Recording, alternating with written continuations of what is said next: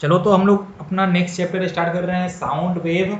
और sound wave का जो पार्ट वन में हम लोग करेंगे स्टडी रिफ्लेक्शन ऑफ साउंड, और उसका एक फिनोमेना होता है जिसको हम लोग बोलते हैं इको। तो मेनली इस सेक्शन में हम लोग को इको के बारे में ही स्टडी करना है।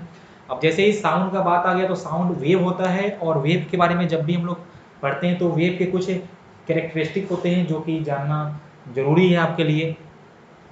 और इस वेव में भी हम लोग मेनली पढ़ेंगे साउंड वेव। तो साउंड वेव आपका वेव होता है, टाइप्स ऑफ वेव में आपका साउंड वेव आता है। एक्चुअली टाइप्स ऑफ वेव में आपके वो एक होता है आपका एक्चुअल में कि आप वेव को कैसे कर रहे हो डिफ्रेंशिएट। तो अगर हम उसके सोर्स के बेसिस पे करें या उसके ओरिजिन के बेसिस पे, तो वेव आपका होता है दो टाइप का, mechanical wave and electromagnetic wave. And sound wave is a mechanical wave. अब on the basis of propagation of wave हम लोग वेव को फिर से करते हैं दो पार्ट में divide, longitudinal wave and transverse wave. तो साउंड वेव को हम लोग रखते हैं in the category of longitudinal wave, जिसमें आपका मीडियम पार्टिकल का वाइब्रेशन वेव के प्रोपागेशन के पैरेलल होता है। इसको ऐसा हम लोग बोलते हैं कि sound wave is longitudinal wave. हालांकि साउंड वेव आपका ट्रांसवर्स वेव भी होता है। वो होता है in the case of solid. आपका जो साउंड वेव है वो ट्रांसफर्स भी हो जाता है, लेकिन हम लोग जो बात करेंगे वो हम लोग उसको लॉन्गिट्यूडनल मान के ही चलेंगे, ठीक है। तो sound wave is a longitudinal wave, ये हम लोग मानेंगे। अब इसका जो बेसिक टर्म्स में तुम्हारा आता है amplitude, wavelength, wave velocity, frequency, ये सब कुछ बातें आती हैं जो कि तुम लोग क्लास 9 में स्टडी कर चुके हो। अब चलो देखो, हम थोड़ा सा पहले करते हैं चर्चा ऑफ फ्रीक्वेंसी। चूंकि हमको साउंड वेव स्टडी करना है, तो हम लोग एक्चुअली जो ह्यूमन होते हैं ना, वो ह्यूमन कुछ पार्टिकुलर रेंज के फ्रीक्वेंसी को ही सुन पाते हैं। जैसे कि, और वो रेंज तुम्हारा होता है 20 hertz to 20 kilo hertz. Human इसी रेंज के फ्रीक्वेंसी को सुन पाते हैं, 20 हर्ट्ज से 20 किलो हर्ट्ज तक। ना तो इससे ज़्यादा सुन पाते हैं और ना ही इससे कम सुन पाते हैं। और इस रेंज में जो भी तुम्हारे फ्रीक्वेंसी आते हैं उनको हम लोग बोलते हैं ऑडिबल रेंज। उनको हम बोलते हैं ऑडिबल रेंज। और जब तुम्हारा frequency more than 20 kilo hertz होता है तो उसको हम बोलते हैं अल्ट्रासोनिक। अल्ट्रासोनिक, उसको हम बोलते हैं अल्ट्रासोनिक। ओके। और जब फ्रीक्वेंसी तुम्हारा लेस देन 20 हर्ट्ज हो जाता है तो उसको हम बोलते हैं इंफ्रासोनिक। तो ये तुम्हारा कुछ ऐसा कैरेक्टरिस्टिक है कि आपको जो सुनाई देता है वो 20 हर्ट्ज से 20 किलो हर्ट्ज तक ही सुनाई देता है। हालांकि एज के अनुसार ये आपका जो ऑडिबल रेंज है वो चेंज होता है। जब कुछ लोग जिनका एज थोड़ा ज़्यादा हो जाता है तो वो 20 किलो हर्ट्ज से उनका कम भी हो जाता है ऑडिबल रेंज। तो ये सब कुछ तुम्हारा कहानी है। और जो जैसे और कुछ जानवर जैसे हैं, जो डॉग जो होते हैं, या फिर जो डॉल्फिन्स होते हैं, या जो बैट्स होते हैं, वो 20 किलो हर्ट्ज से ज़्यादा के फ्रीक्वेंसी को भी सुन सकते हैं। तो उनका जो ऑडिबल रेंज होता है वो थोड़ा अलग होता है हमारा ह्यूमन का naturally, normally, not naturally, normally 20 hertz से 20 किलो हर्ट्ज के बीच में होता है। और उससे कम बेसी को क्या बोलते हैं वो तुम लोग एक बार देख लेना इसको। अब यहाँ पे एक इंपॉर्टेंट कहानी तुम्हारा है कि फ्रीक्वेंसी जो होता है,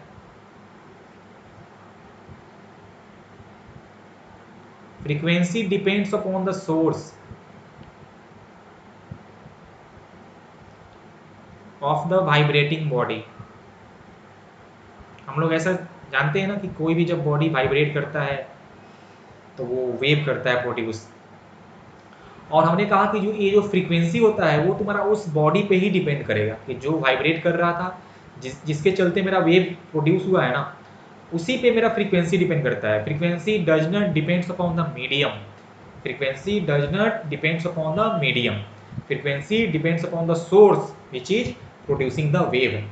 तो मेरा अगर एक कोई ट्यूनिंग फॉर्क था या मेरा गिटार है, तो गिटार को हम हवा में बजाएं या उसको हम बजाएं पानी में, मेरा फ्रीक्वेंसी हर जगह सेम आएगा। हमने अगर उसको एक पर्टिकुलर फ्रीक्वेंसी पे सेट किया है तो गिटार का भी आपका फ्रीक्वेंसी चेंज होता है। तो उसका फ्रीक्वेंसी चेंज करने के लिए फिर जो आपका सोर्स था, जो गिटार था, उसका जो कुछ स्ट्रिंग होता है, उसके स्ट्रिंग के लेंथ में, टेंशन में आपको चेंज करना होता है, वो बात अलग है। लेकिन फॉर अ पर्टिकुलर सिचुएशन आपका फ्रीक्वेंसी जो होगा वो सोर्स पे ही डिपेंड करेगा। आप हवा में रहो तो भी वही फ्रीक्वेंसी होगा, आप पानी में रहो तो भी वही फ्रीक्वेंसी रहेगा। हालांकि उसके कुछ ऐसे होते हैं कैरेक्टरिस्टिक जो हवा पानी पे डिपेंड करते हैं, और वो होते हैं आपके वेवलेंथ और वेव स्पीड। वेवलेंथ और वेव स्पीड आपके मीडियम पे डिपेंड करते हैं, बाकी फ्रीक्वेंसी आपका मीडियम पे डिपेंड नहीं करता है। तो वेवलेंथ जिसको आप करते हो डिनोट लेमडा से, एंड वेव स्पीड या जिसको आप बोलते हो वेव वेलोसिटी, और उसको हम लिखते हैं वी से, डिपेंड्स अपॉन द मीडियम। ये मीडियम पे डिपेंड करता है। ये बातें तुम लोग याद रखना। फ्रीक्वेंसी को हम लोग लिखते हैं स्मॉल एफ से। अब मेरा तुम लोग से एक सवाल है कि क्या मैं frequency, wavelength, time period, amplitude, wave velocity इसका डेफिनेशन लिखूं, या तुमको क्लास 9 से आइडिया है? तो अगर आइडिया हो तो मैं उसको छोड़ दूंगा, बोलो जल्दी से। ठीक है, तो मैं लिखता नहीं हूं, खाली एक बार बोल दे रहा हूं। तो पहला टर्म है एम्पलीट्यूड, इसको आप स्मॉल या फिर ए या फिर कैपिटल ए से लिखते हो। देखो, तो तुमको एम्पलीट्यूड जानने के लिए पहले क्या होता है ऑक्सीलेटरी मोशन, वो तुमको जानना होगा, या क्या होता है वाइब्रेशनल मोशन। तो ऑक्सीलेटरी मोशन का मतलब क्या होता है कि कोई भी पार्टिकल एक उसका मीन पोजीशन होता है। मीन पोजीशन मतलब पहले जहाँ पे था वो, तो उसमें जब हम डिस्टर्बेंस कॉज करते हैं तो वो अपने उस मीन पॉइंट के अबाउट ऑक्सीलेटरी मोशन स्टार्ट कर देता है। ऑक्सीलेटरी मोशन का मतलब ये हुआ कि टू एंड फ्रो मोशन। मतलब ये मोशन आपका ऐसे ऐसे हो सकता है, जब आप एक स्प्रिंग को खींच के छोड़ते हो तो वो देखना कि उसका जो मोशन होता है स्प्रिंग का वो कुछ ऐसा ही होता है, ऐसा कुछ ऐसा ऐसा होने लगता है। तो दैट इज ऑक्सीलेटरी मोशन। तो इसके मीन पोजीशन से, देखो ये मान लो इसका मीन पोजीशन था, तो इसके मीन पोजीशन के आइदर साइड जो मैक्सिमम डिस्प्लेसमेंट होता है उसको हम बोलते हैं एम्पलीट्यूड। तो इसका डेफिनेशन जो होता है कि the displacement of medium particle या the maximum displacement of the medium particle either side of the mean position is called amplitude. और ये तुम्हारा डिस्प्लेसमेंट है तो इसको हम करते हैं मेजर मीटर में। सिंपल सी कहानी है, इसको हम करते हैं डिनोट स्मॉल ए या फिर कैपिटल ए से, both side of the mean position. Okay, अच्छी बात है। और देखिए नेक्स्ट आपका आता है वेवलेंथ के बाद आपका आता है टाइम पीरियड। टाइम पीरियड को हम लिखते हैं कैपिटल टी से। तो टाइम पीरियड को हम लोग करते हैं डिफाइंड की time taken by medium particle to complete one oscillation. Time taken by medium particle to complete one oscillation is called time period. अब तुमको ये समझना होगा कि क्या होता है मीनिंग ऑफ कंप्लीट ऑक्सीलेशन। तो जैसे मान लो कि ये मेरा मीन पोजीशन था, पहले मेरा मीडियम पार्टिकल यहाँ से ऑक्सीलेट करना स्टार्ट किया, तो वो मान लीजिए गया पहले राइट साइड में, फिर यहाँ से ये इसका मैक्सिमम था यहाँ पे डिस्प्लेसमेंट, जिसको आप ए से शो कर सकते हो। चलो आप इसे शो करो प्लस ए से, तो ये इसका मैक्सिमम डिस्प्लेसमेंट था। फिर से ये वापस आता है, फिर से ये मीन पोजीशन पे आता है, लेकिन मीन पोजीशन पे ये रुकता नहीं है, फिर जाता है लेफ्ट साइड में, फिर लेफ्ट साइड में वो जाता है मैक्सिमम डिस्प्लेसमेंट, तो वो भी आपका एम्पलीट्यूड ही होता है, लेकिन उसको हम लिखते हैं माइनस ए से, क्योंकि वो मीन साइड के मीन पोजीशन के लेफ्ट साइड में गया है, तो इसलिए हम उसको लिखते हैं माइनस ए से।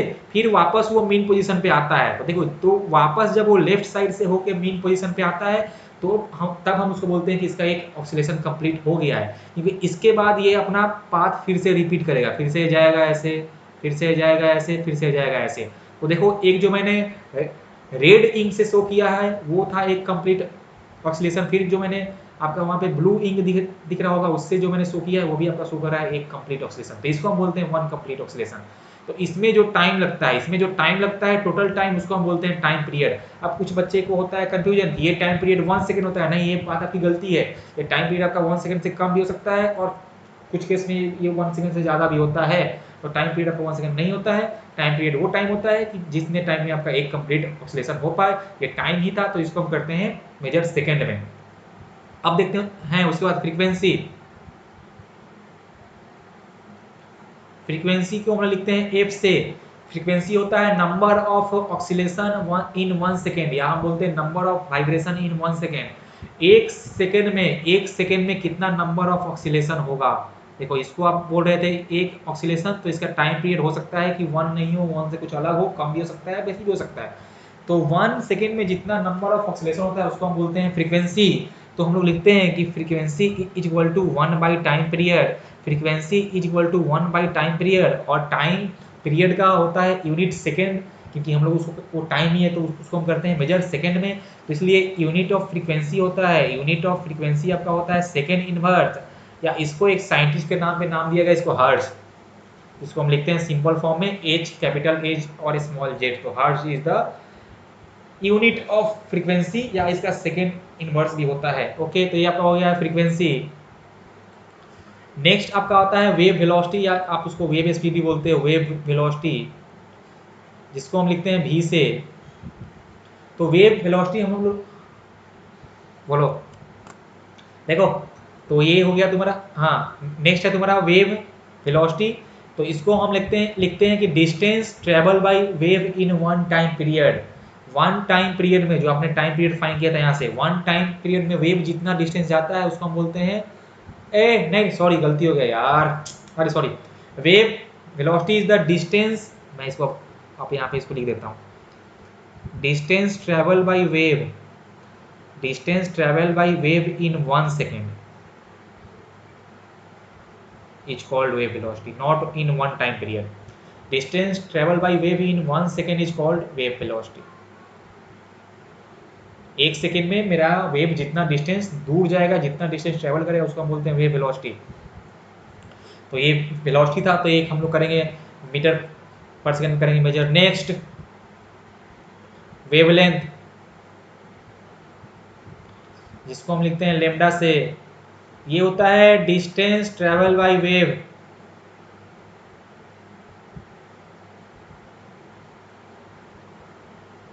इन वन टाइम पीरियड, मतलब एक टाइम पीरियड में जो वेव जितना डिस्टेंस ट्रेवल करता है उसको हम बोलता है वेवलेंथ। और ये चूंकि आपका डिस्टेंस था तो इसको भी हम करता है मेजर मीटर में ही, तो इसका एसआई यूनिट क्या होगा, एसआई यूनिट मीटर। चलो जब इतना चीज हम लोग कर लिए तो ग्राफ भी देख लेते हैं। देखो ग्राफ देखो,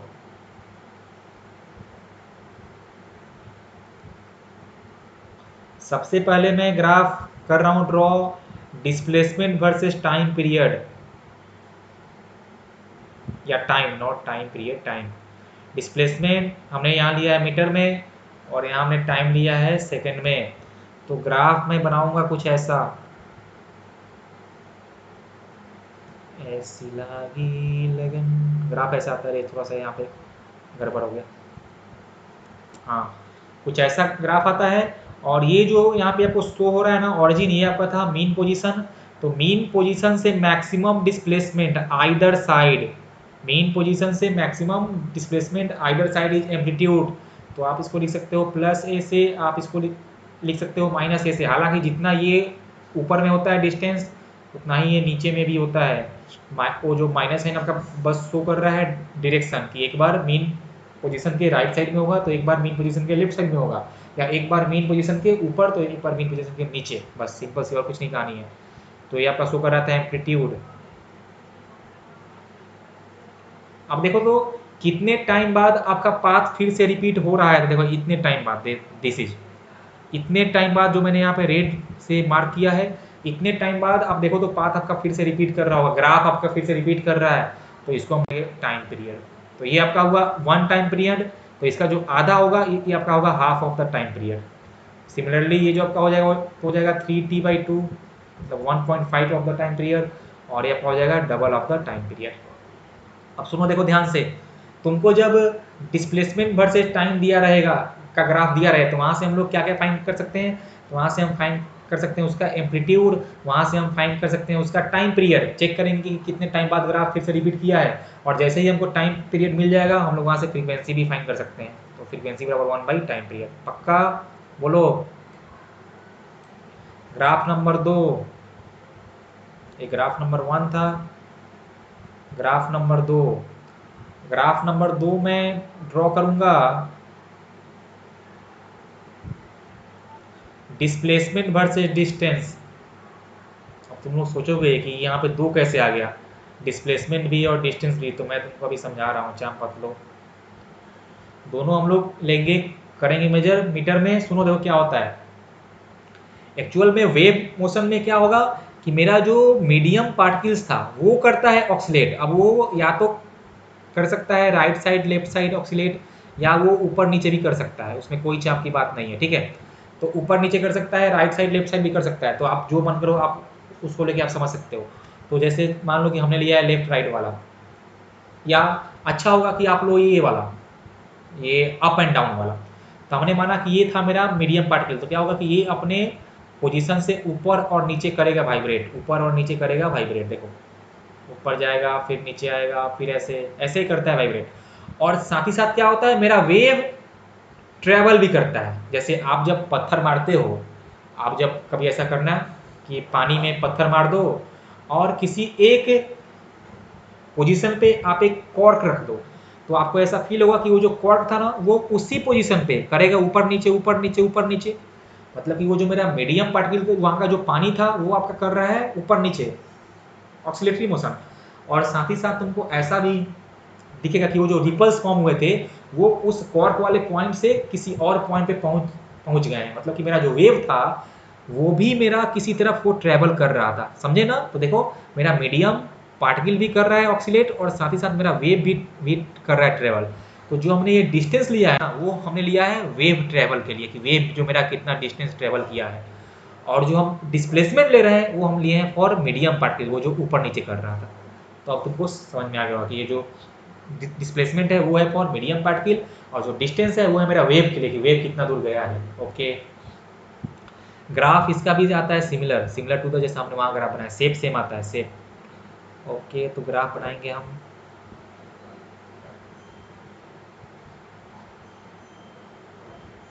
ओके ठीक है, अब देखिए इसको मान लो आप ओरिजिन 0, तो फिर से क्या है ये हमको शो कर रहा है maximum displacement from mean position, तो ये फिर से आपका हो जाएगा एम्पलीट्यूड। तो प्लस ए माइनस ए, इसमें कोई तकलीफ नहीं है।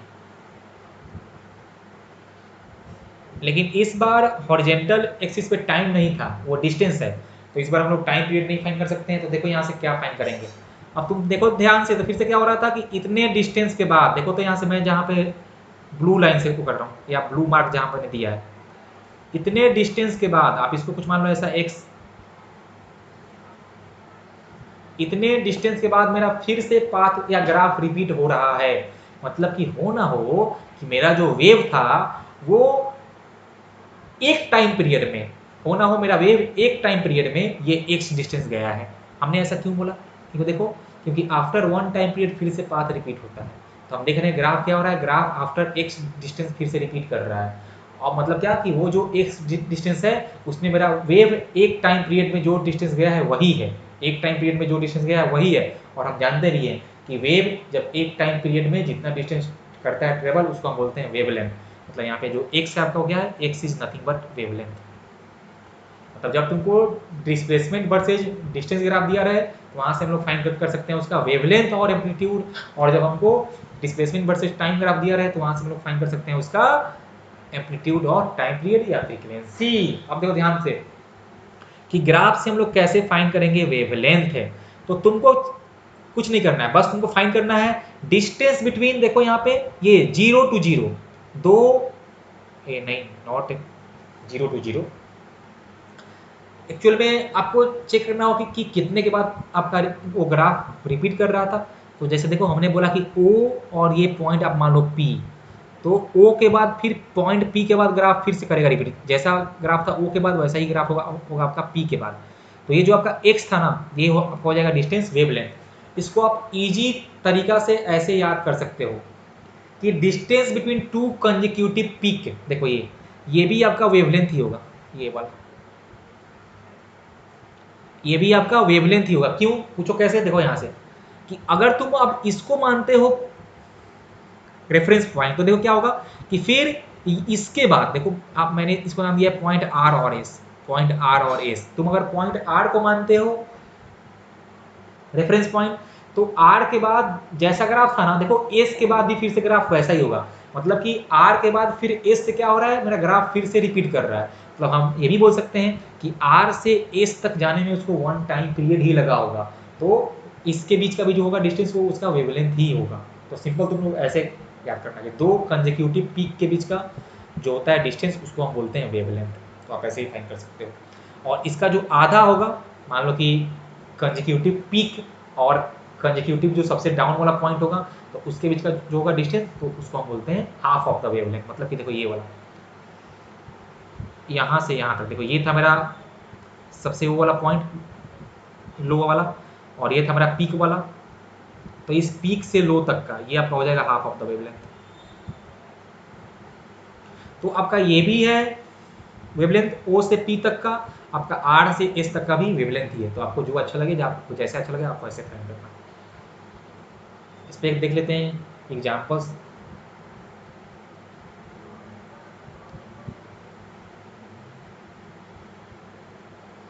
हमने लिया है डिस्प्लेसमेंट और हमने लिया है टाइम।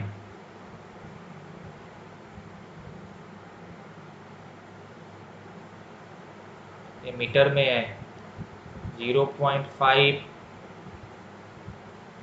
माइनस 0.5, 0.5, 1, 1.5। बोलो यहाँ पे कितना है, what is the amplitude? 0.5 metre. What is time period? जल्दी बोलो, टाइम पीरियड कितना है, जल्दी बोलो। 1 सेकेंड। तो कितना होगा फ्रीक्वेंसी? 1/1, वो भी 1 ही होगा, वो भी 1 हर्ट्ज ही होगा। ओके,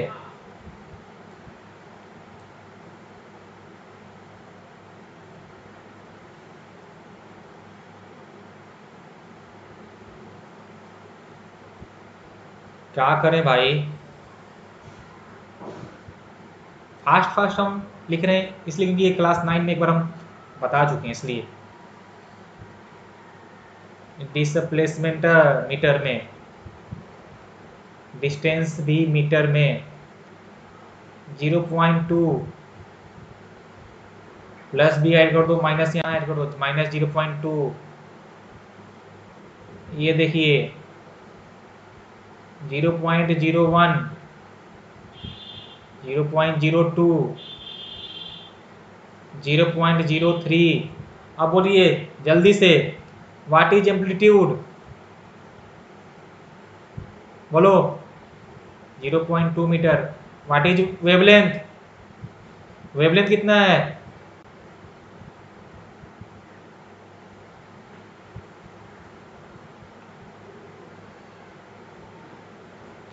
0.02। अरे 0.02 कितने के बाद रिपीट कर रहा है? तो इस O के बाद इस P के से फिर से करेगा, रिपीट करेगा। देखो यहाँ से यार, दो कंजेक्यूटिव वाला नहीं लेना है, याद रखना, दो कंजेक्यूटिव नहीं लेना है मेरे को, एक छोड़ के, ठीक है? या फिर हमको हमको हमको अगर इस क्वेश्चन में इस पीक और पीक का पता होता तो हम बोलते कि जो पीक और पीक के बीच का होगा वही होगा वेवलेंथ। मतलब आप अभी जो मेरे को ग्राफ में दिया था वो मेरे को यहाँ का दिया था डिस्टेंस, पीक से पीक का नहीं पता था। हालांकि तुमसे अगर पूछता कि इस पीक से पीक का कितना होगा डिस्टेंस, तो वो भी अब 0.02 मीटर ही होगा क्योंकि वो भी वेवलेंथ ही होता है। ठीक है, जल्दी बोलो, बोलो बे। ओके, आप सुनिए, देखिए, चुप चुप रहो, देखो सुनो। हो सकता है कि मैं क्वेश्चन में थोड़ा सा चेंज करता। ये जो फर्स्ट क्वेश्चन था ना, फर्स्ट क्वेश्चन में मैं यहाँ पे कर दूंगा एम्पलीट्यूड 0.2 और माइनस 0.2, और मैं बोलता कि एक वेव के लिए for a particular wave in a given medium हमने ये दो ग्राफ बनाया है, हमने ये दो ग्राफ बनाया है। तो पहले ग्राफ से हमको मिल गया है, मिलता एम्पलीट्यूड, टाइम पीरियड और फ्रीक्वेंसी। दूसरे ग्राफ से हमको मिलता है एम्पलीट्यूड और वेवलेंथ। तो हालांकि दोनों केस में आपका एम्पलीट्यूड सेम होता। अब इसी में आपसे पूछ सकता था कि find wave velocity, find wave velocity. तो अगर तुमको वेव का थोड़ा सा बेसिक आइडिया हो तो हम लोग लिखते हैं कि v बराबर एफ लैम्डा, कुछ याद है? वेव वेलोसिटी बराबर फ्रीक्वेंसी इनटू वेवलेंथ। बोलो जल्दी से। ओके, तो देखो, तो हमको पहले ग्राफ से मिल गया है फ्रीक्वेंसी, हमको सेकेंड ग्राफ से मिल गया है वेवलेंथ। तो हम लिखते हैं कि वेव वेलोसिटी बराबर कितना है, तो फ्रीक्वेंसी रे फ्रीक्वेंसी आया था 1 हर्ट्ज और लेमडा आ गया था आपका 0.02, तो लिखते हैं 0.02 मीटर पर second is the wave velocity. ठीक है, बोलो। ओके। अच्छा, तुम लोग एक बात और जान लो कि speed of sound in air, speed of sound in air नहीं, गैस, गैस लिखो। Speed of sound in gas is given by a formula gamma P by row, gamma P by row. Gamma जो है वो तुम तो अभी फिलहाल उसके बारे में मत ही जानो, वो गामा तुम्हारा गैस का एक खासियत होता है जो तुमको पढ़ना है क्लास 11 में। बाकी जो जो तुम्हारा पी है वो है प्रेशर और जो रो है वो है डेंसिटी।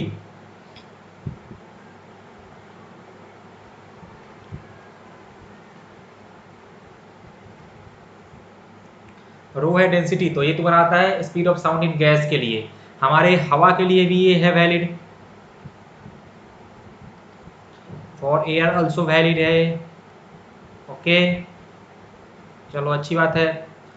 अब यहाँ से एक बात तुम लोग ध्यान से देखना, ये बहुत ही इंटरेस्टिंग बात है कि speed of sound in gas is independent of pressure. अब तुम लोग बोलेगा speed of sound in gas is independent of pressure at a constant temperature. मतलब मेरा कहने का मतलब ये है कि आप अगर सिर्फ टेम्परेचर चेंज कर रहे हैं, टेम्परेचर नहीं यार, आप सिर्फ अगर प्रेशर चेंज कर रहे हो टेम्परेचर कांस्टेंट रख के, आप अगर गैस का प्रेशर चेंज कर रहे हो टेम्परेचर कांस्टेंट रख के, तो उस केस में स्पीड ऑफ साउंड चेंज नहीं करता है। अब तुम पूछेगा कि ये कैसे होगा, हमको यहाँ पर दिख रहा है कि speed of sound is square root of gamma P by rho, तो अगर हम प्रेशर चेंज करेंगे तो फॉर्मूला से स्पीड ऑफ साउंड भी चेंज करना चाहिए।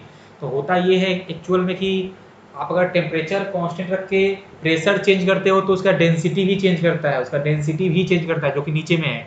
और फिर पी बाई रो ऐसे, तो फिर प्रेशर और डेंसिटी ऐसे चेंज करता है कि पी बाई रो का रेशियो कांस्टेंट रहता है,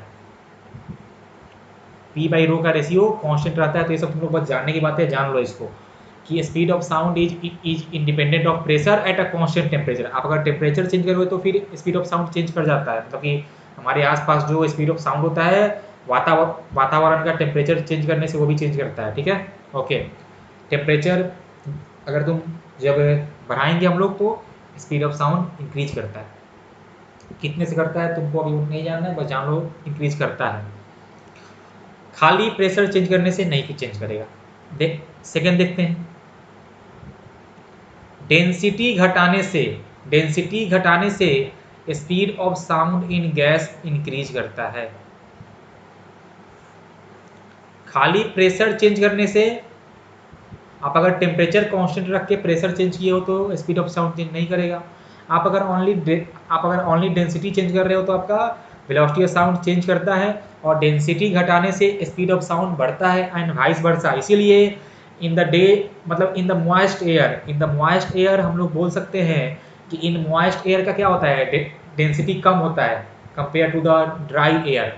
तो अगर उसका डेंसिटी कम है तो उसमें स्पीड ऑफ साउंड ज़्यादा हो जाएगा। मतलब हम बोल सकते हैं कि speed of sound in Mumbai and Chennai is more than Delhi.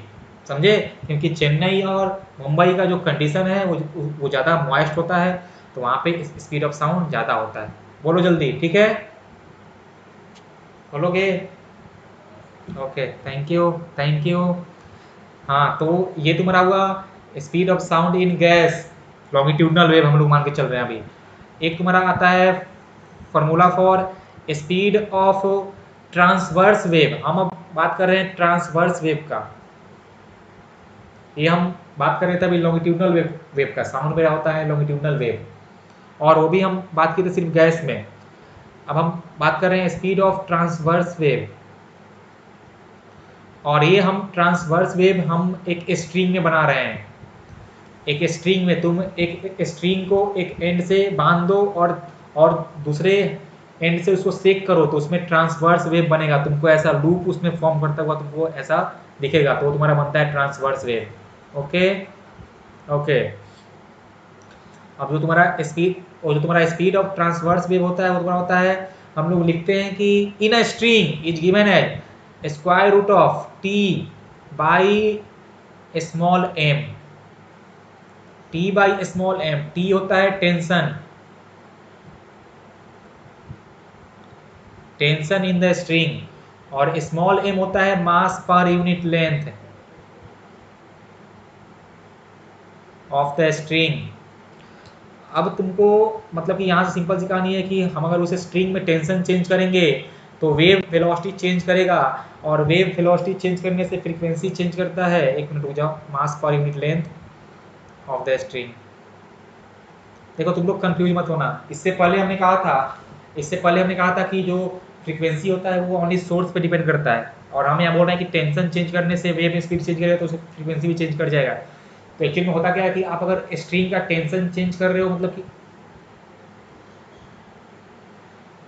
हमने पहले कहा था कि frequency only depends upon the source, वो मीडियम पे डिपेंड नहीं करता है, ठीक है, ओके। और यहाँ पे मैं बोल रहा हूँ कि जब तुम स्ट्रिंग का टेंशन चेंज करोगे तो उसका वेव वेलोसिटी चेंज कर जाएगा, ठीक है।